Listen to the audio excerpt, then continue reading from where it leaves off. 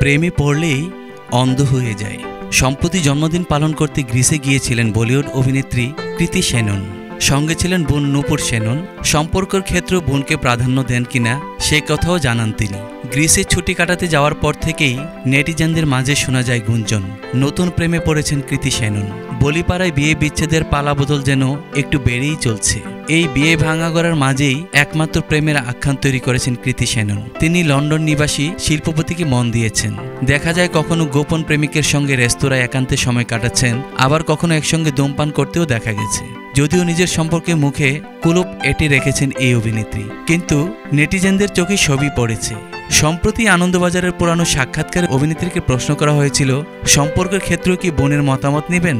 এ প্রশ্নের উত্তরে কৃতি বলেছিলেন, না, আমি এমন মনে করি না। কৃতির সঙ্গে সহমত ছিলেন না তার বোন নূপুরও। তিনি দিদির প্রেমিক কেমন হবে সেই অনুমোদনই দেবেন বলে জানিয়েছিলেন। কৃতি বলেছিলেন, বিষয়টি হলো প্রেমে পড়লেই আমি অন্ধ হয়ে যাই।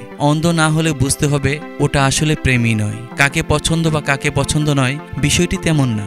10 জনের থেকে অনুমতি নিয়ে আমি অন্তত কারো প্রেমে পড়ব না। তবে আমি চাইব আমার পরিবারও যাতে সেই মানুষটিকে পছন্দ করে, সেই চেষ্টা আমি অবশ্যই করব। অন্যদিকে কৃতির বোন নূপুর বলেন, কৃতি এখন পর্যন্ত দুজনের সঙ্গে সম্পর্কে থেকেছে। তাদের মধ্যে একজনকে আমার খুব ভালো লাগতো আর একজনকে একেবারেই পছন্দ না। নূপুরের কথায় অনুমান করা যায় কৃতির বর্তমান প্রেমিক কবির বহিয়াকেই জামাইবাবু হিসেবে পছন্দ হয়েছে।